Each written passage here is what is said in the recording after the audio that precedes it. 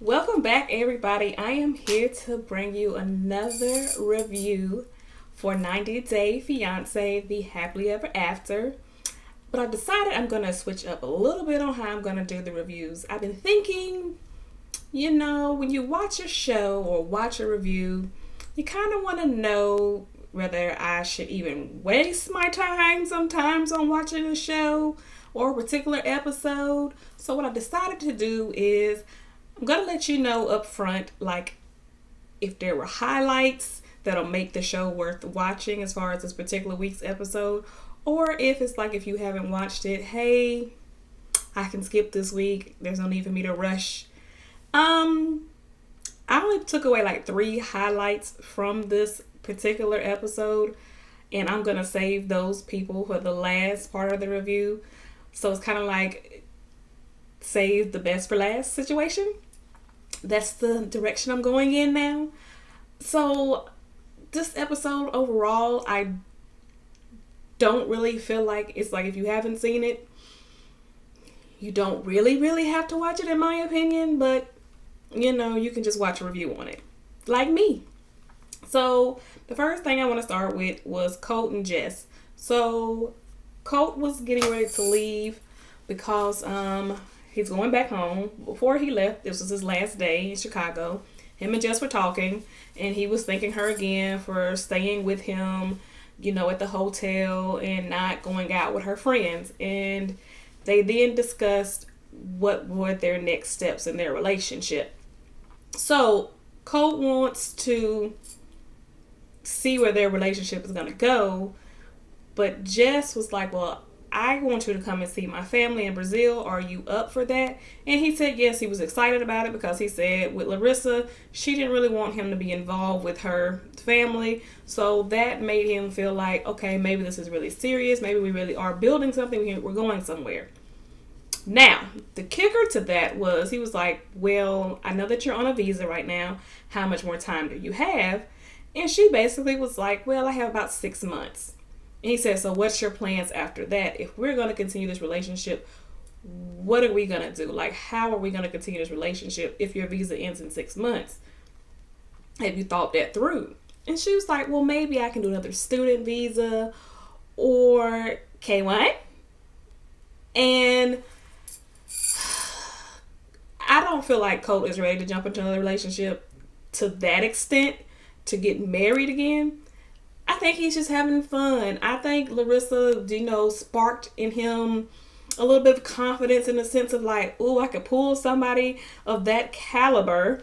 So it's like he's just dating around. He's on a nationally syndicated show. People know him now. They're hitting him up in his DM. So yeah, he's not really ready to go in that direction.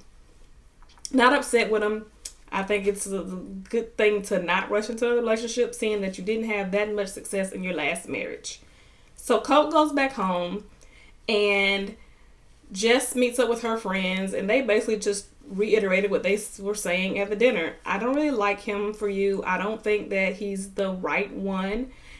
And when Jess let them know that I'm interested in him coming to meet my family in Brazil, he's on board.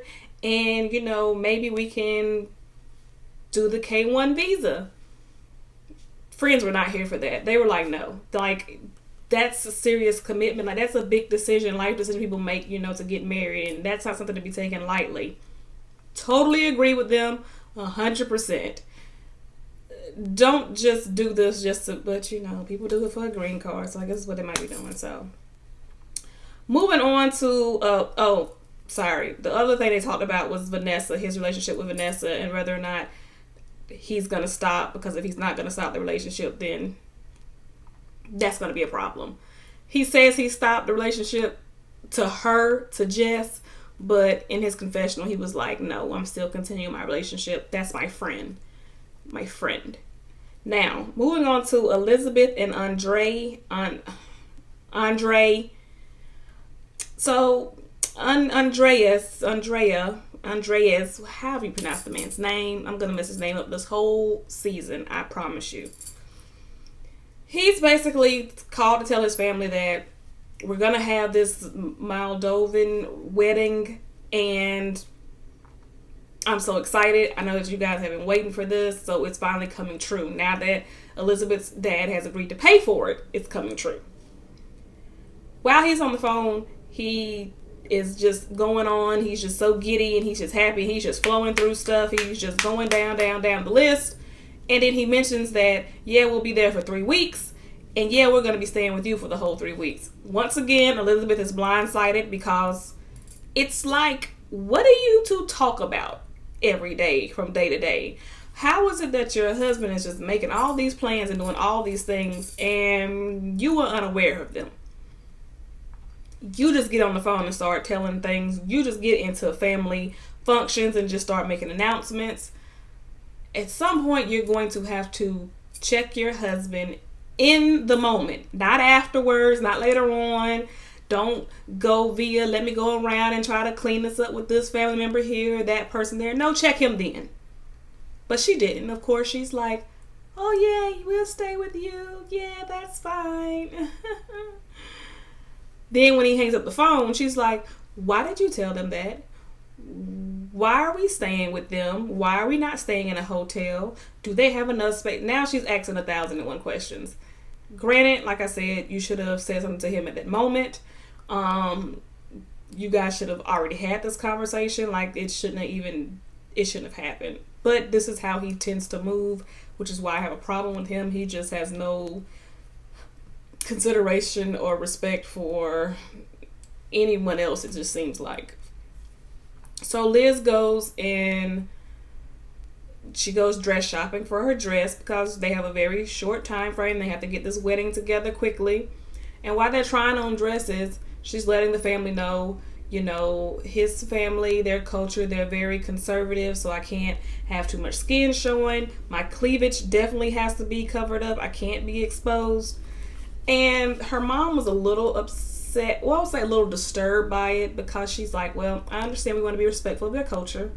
However, she's an American and this is her wedding too, and she should be able to look the way she wants to look. So as they're shopping, they finally find the dress that she's in love with, and she's like, this is the dress I envisioned myself. This is the dress of my dreams. This is it. Her sister gets a little emotional because she's like, it's setting in even more that you look beautiful in your dress, and this is the last time I'm really going to be able to see you in it, face to face, because I'm not going to be able to make it to the actual wedding. And even though they understand that it's not her fault, it's still like, I have to take it out on somebody in a sense sort of situation, because I'm not going to argue with your husband because we know how that goes type thing. Now, Sinjin and Tanya, Sinjin goes for an interview at an Irish pub because someone has to go to work. Tanya can't work right now.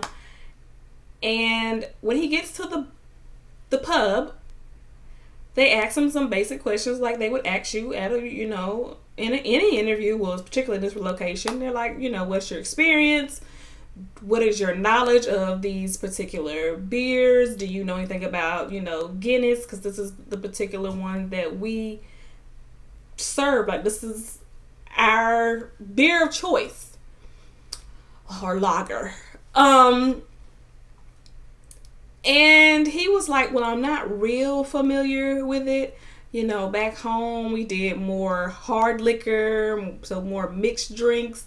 But I'm a quick learner. Anything you put in front of me, I'm willing to get it done. They was like, okay, great. Well, let's just see how you pour some beer. Let's just come around the corner. Just come around the bar. And he goes and he pours, and he's like, I need you to speed it up a little bit. You're pouring a little bit too slowly. And he's like, oh, okay. It just, overall, the interview didn't go too well. They basically told him, right now, we don't have room for you. Basically because your experience is not up to par. I don't have room to train right now. We're just not in that space. So he was a little disappointed because that was not the news he wanted. Naturally, when you go to an interview for something, you kind of want to get the job, and they really need the job right now. So instead of, just drinking the one beer the man offered. He said, well, here, this beer's on the house and going home. He drinks a couple of more, and he ends up coming home drunk. Now, while he's out interviewing, Tanya goes to the doctor to follow up, and the doctor's asking her, how does she feel? She's like, I'm feeling a little bit better now. I got this pin out of my foot. And the doctor's kind of giving her an update on what's ahead of her on her road of recovery. They let her know that you have about 6 to 12 weeks before you can possibly think about going back to work. And even at that time, we're going to have to evaluate you. And there is a possibility that you will not be able to bartend. This is her bread and butter. So that was a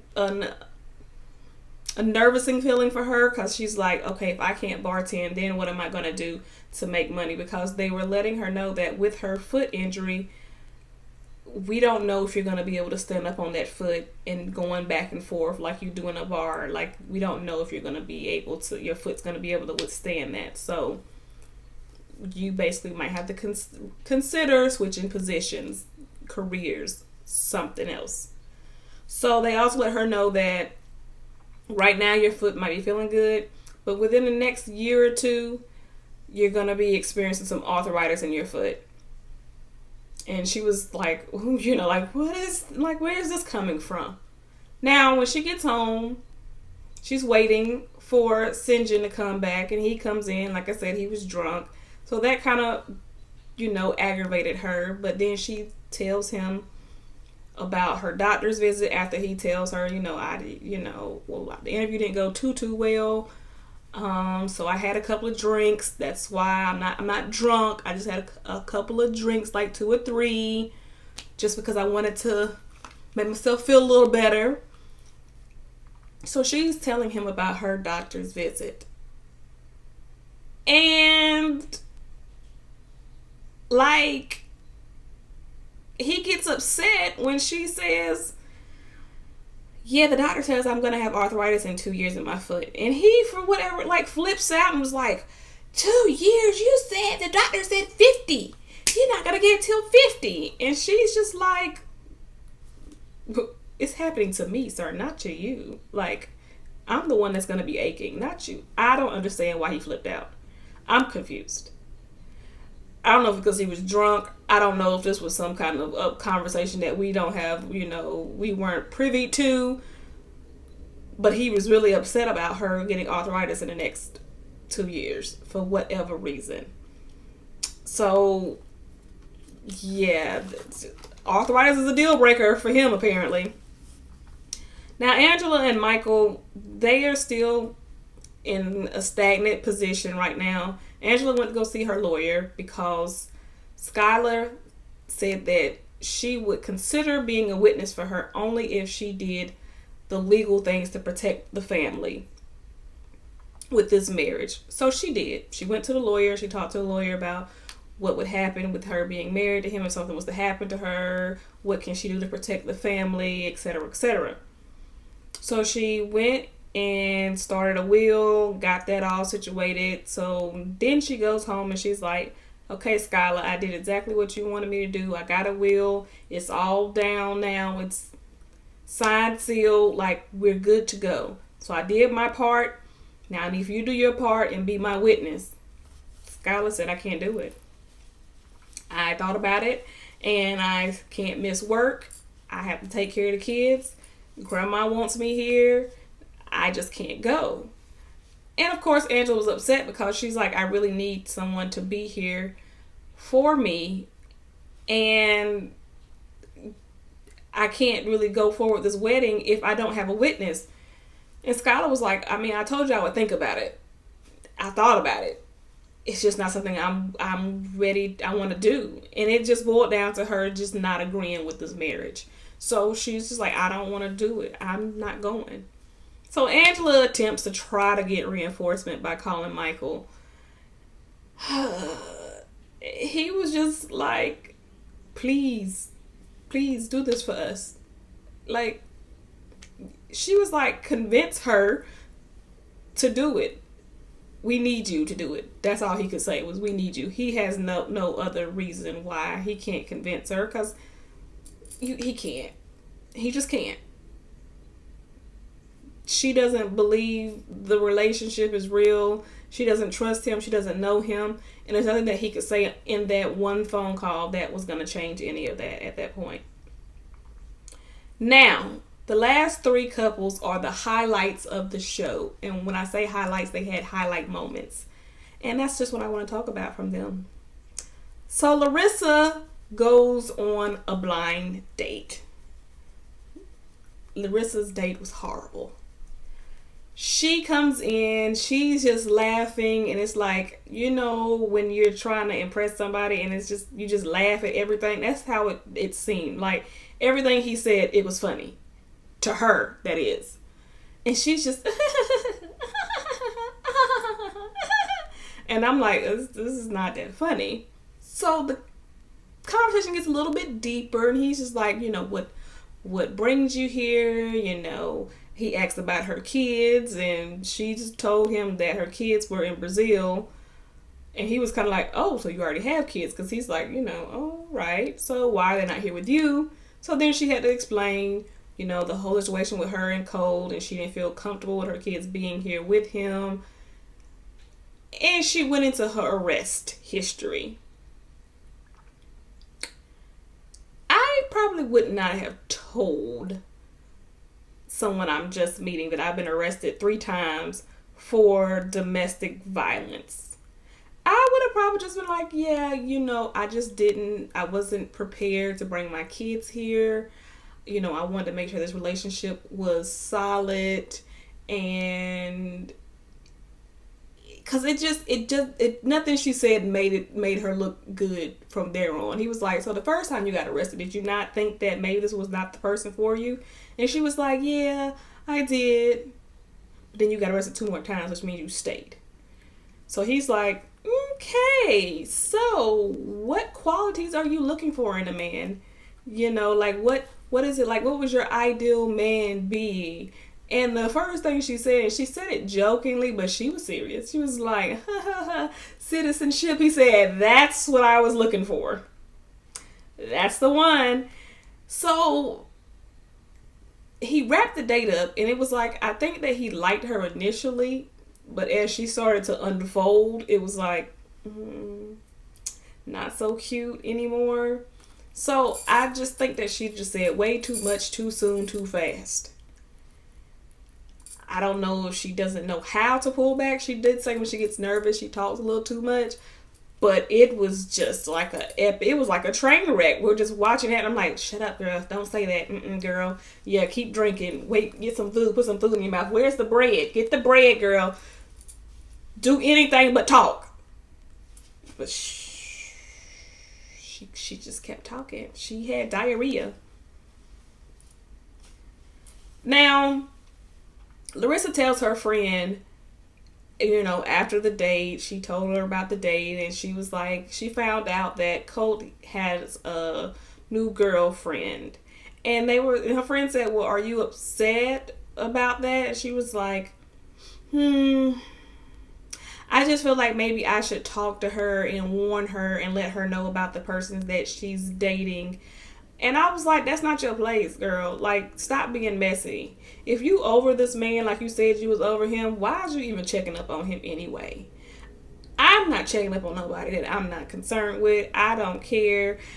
If you say he's such a bad person, I don't even know why you still follow him on any social media. Let alone checking up on them and trying to reach out to people that they talking to. Like,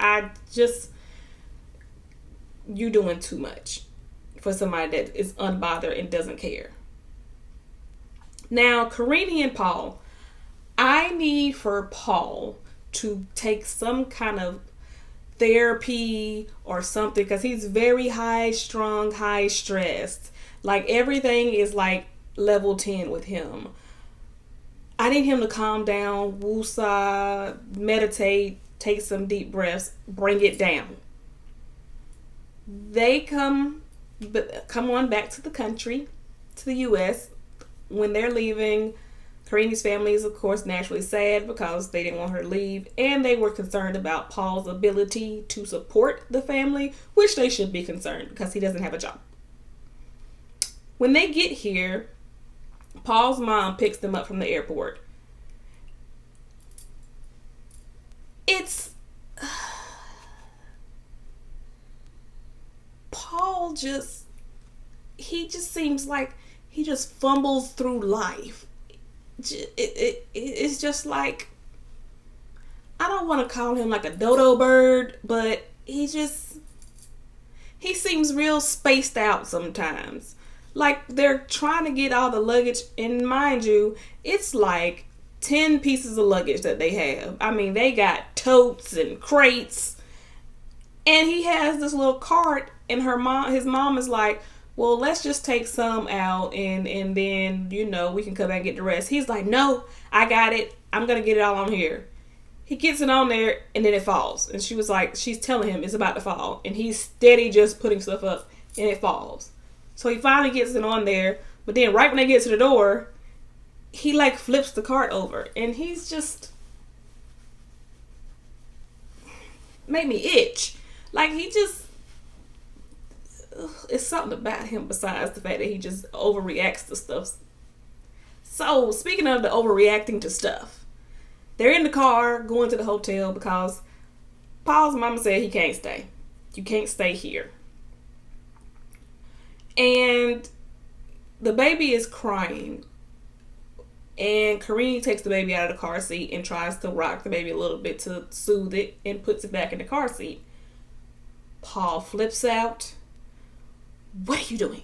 You're breaking the law right now. You do know that, right? You're breaking the law.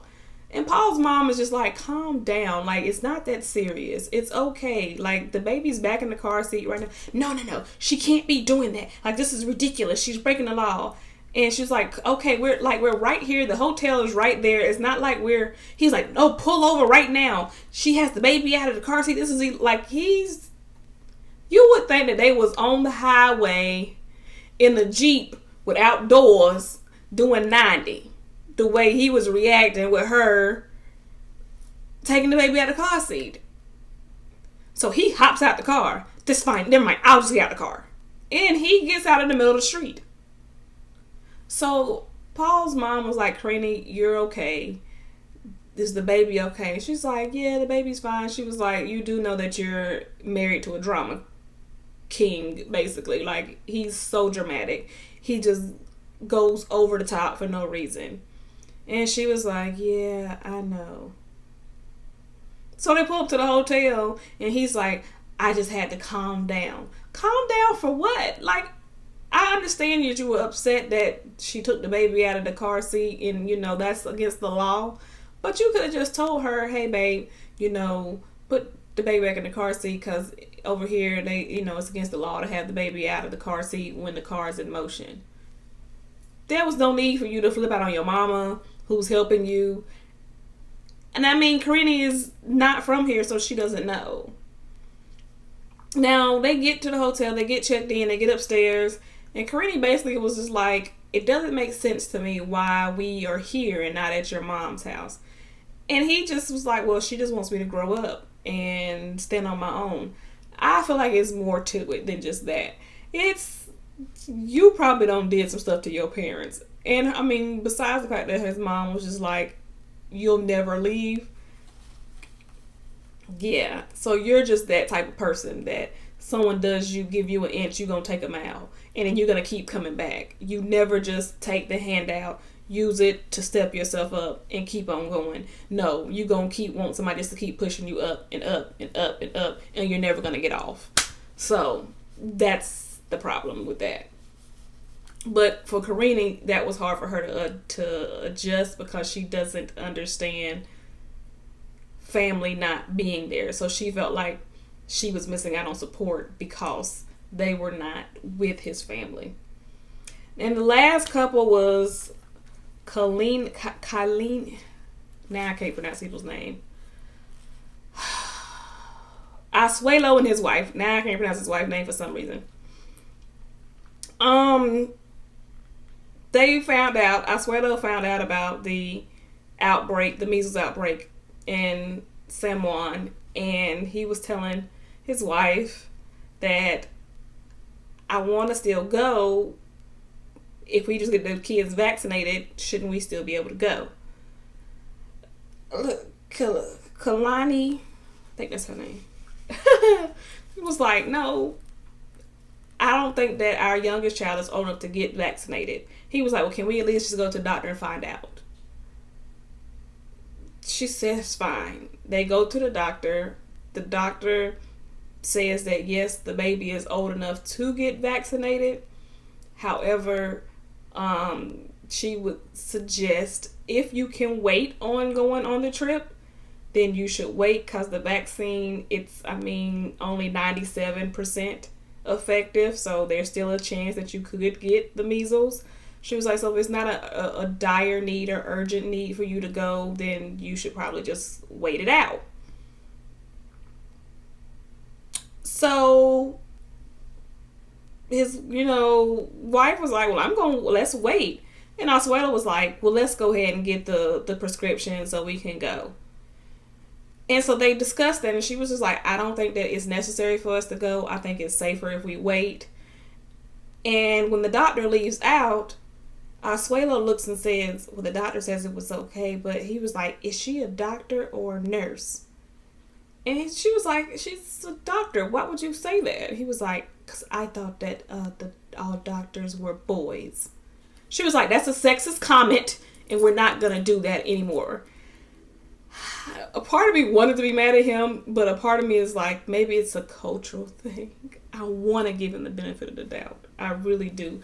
But he is like a teenager. He's like a child at times. He's like a child at times and like a teenager at other times. It's like you work a part-time job and you do not want to do any better, but you have a wife and 2 kids that you have to support. And you're okay with just having this part-time job. And then it's like you act like it's a problem for you to have this part-time job at times. You want to go out and hang out with your friends. And then you get mad when your wife tells you, well, honey, I need you to stay at home and help support the family and take care of the kids and be here with the kids. Like, he has to grow up. Then you get mad when your father-in-law steps in and says things to you and tells you these things. Well, I just want you to stay out of our business and let me handle my household. Well, you're not handling your household, which is why I'm having to step in. So I just kind of want them to get it together. Yeah. So, like I said, it was just those 3 highlights. After that, everything else. Next week, I think we're going to have a couple more than this week. But, we will see how this goes. Until the next video, you guys. You guys, take care.